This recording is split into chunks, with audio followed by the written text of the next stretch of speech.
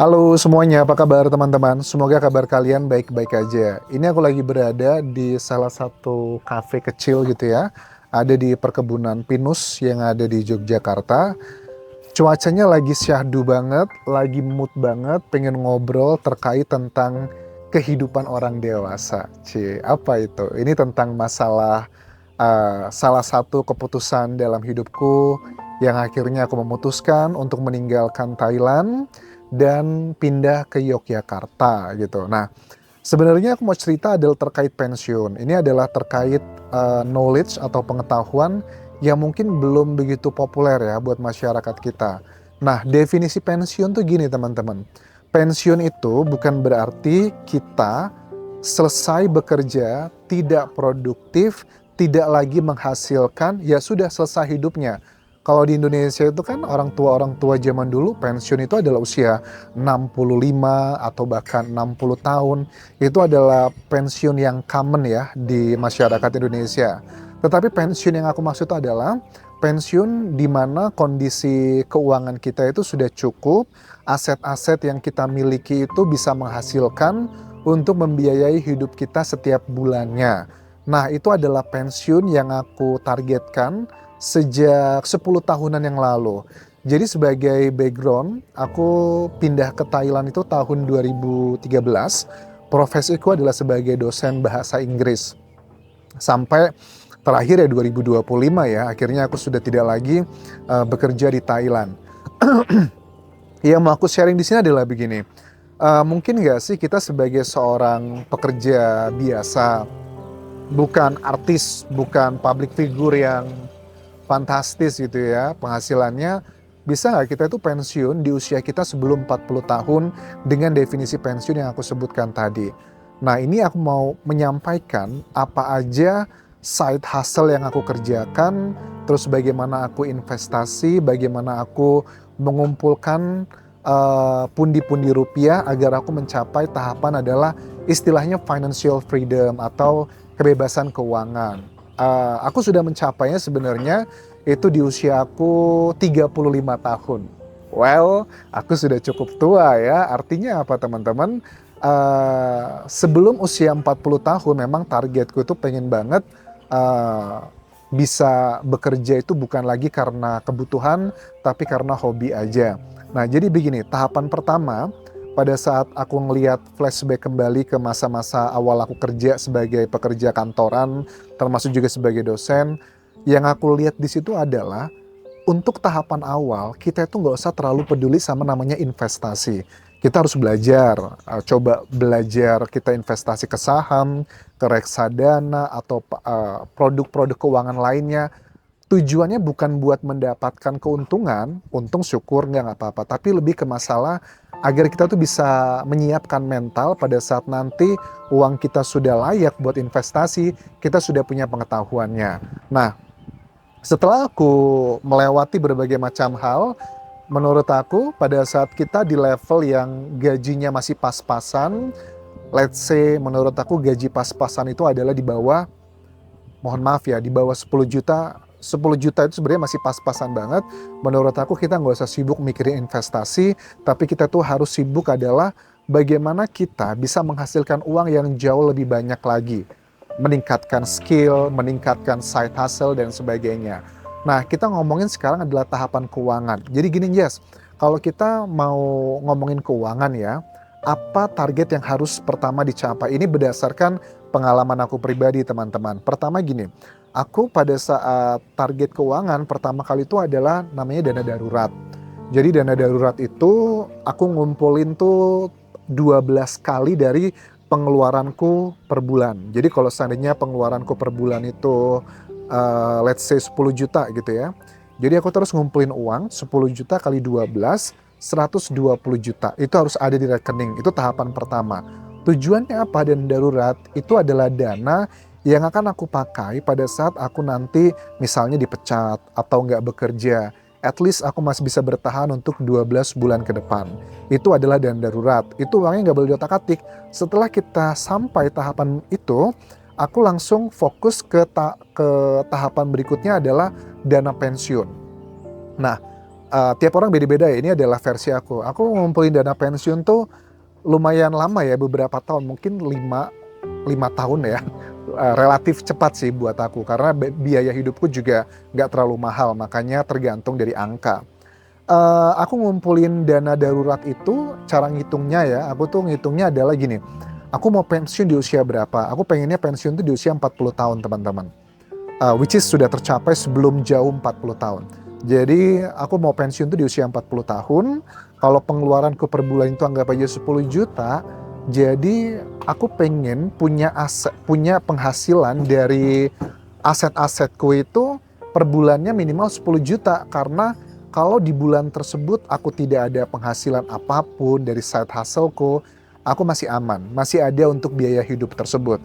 Nah makanya aku beberapa tahun selama aku di Thailand ya, pengeluaranku itu boleh dibilang hanya 2% dari penghasilanku. Maksudnya gimana? Penghasilanku selama aku di Thailand bertahun-tahun 3 digit. Jadi bukan lagi 2 digit tapi sudah 3 digit dalam rupiah. Tapi pengeluaranku tuh paling hanya beberapa juta per bulan. Aku di Thailand benar-benar frugal, kemana-mana masih naik motor. Motornya pun motor second yang harga 3 juta, 4 juta. Makananku juga paling per bulan habis cuma 1 juta, 2 juta.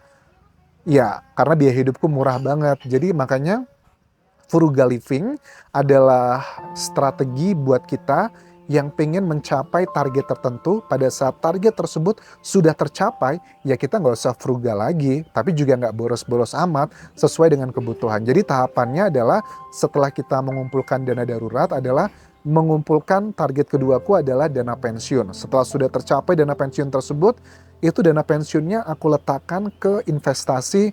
Kalau aku pakai obligasi yang pemerintah.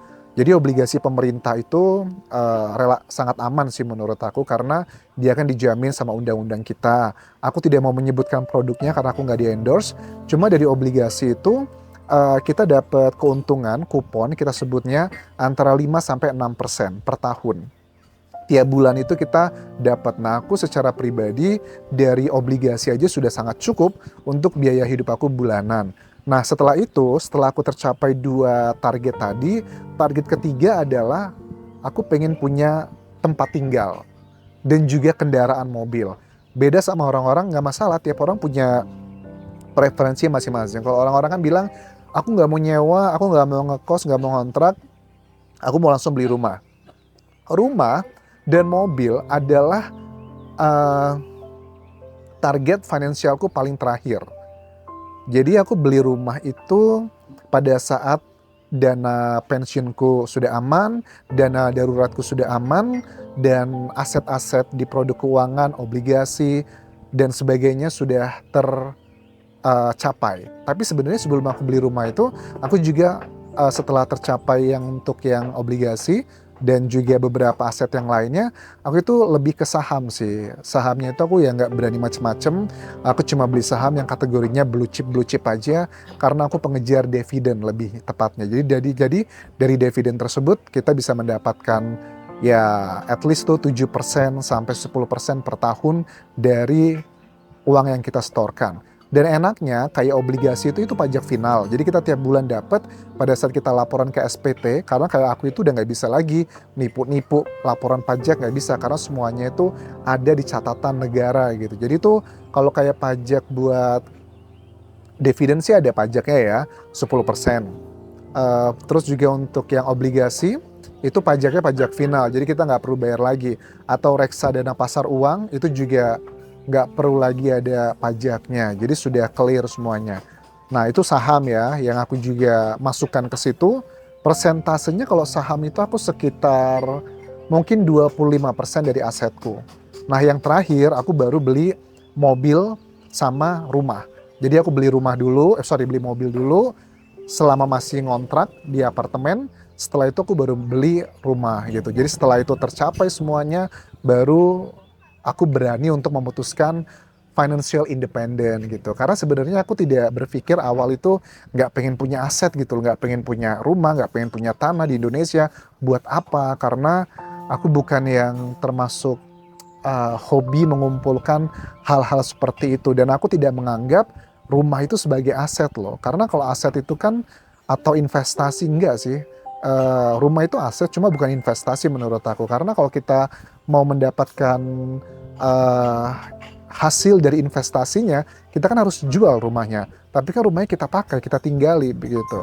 Jadi kurang lebih itu adalah tahapan-tahapanku nih ya, kita obrolan orang dewasa pada saat aku memutuskan untuk pensiun dini gitu. Jadi sekali lagi definisi pensiunku itu bukan pensiun di usia 60 tahun, 65 tahun dan sudah tidak lagi produktif, tapi pensiun di sini adalah aku selesai bekerja untuk orang lain dan sudah memiliki aset yang menghasilkan untuk biaya hidupku bulanan. Dan jujur sebagai seorang dosen, kalau kita hanya rely kepada penghasilan dari gaji bulanan, aku rasa kita nggak bakal bisa mencapai hal tersebut.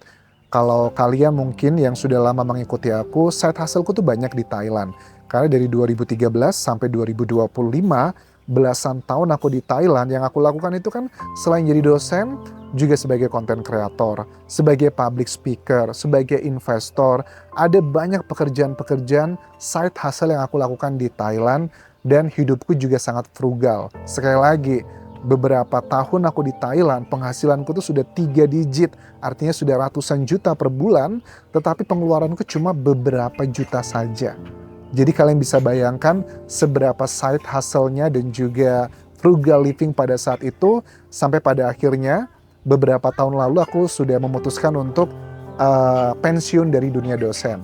Kalau aku resign dari dosen Thailand tuh sebenarnya sudah resminya sih tahun ini, tapi beberapa tahun lalu tuh aku sudah mengambil cuti-cuti panjang, cuti 1 semester, 3 bulan, cutinya itu tidak lagi digaji, tapi masih statusnya sebagai karyawan di sana.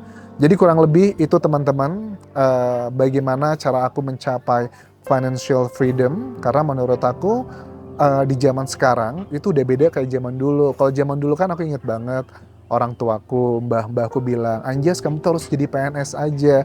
Jadi PNS tuh enak, kita ada uang pensiun gitu. Padahal aku lihat-lihat uang pensiun PNS pun mohon maaf ya, itu kan mereka tidak mendapatkan full 100% gajinya, tapi hanya boleh dibilang adalah gaji pokoknya doang, which is itu nggak cukup gitu loh. Nah sekarang kita anak muda, menurut aku untuk menyiapkan dana pensiun, itu kita juga bisa dengan berbagai macam produk investasi yang sudah ada di pasar. Aku tidak menyebutkan produk-produk apa yang aku pakai karena aku tidak di endorse.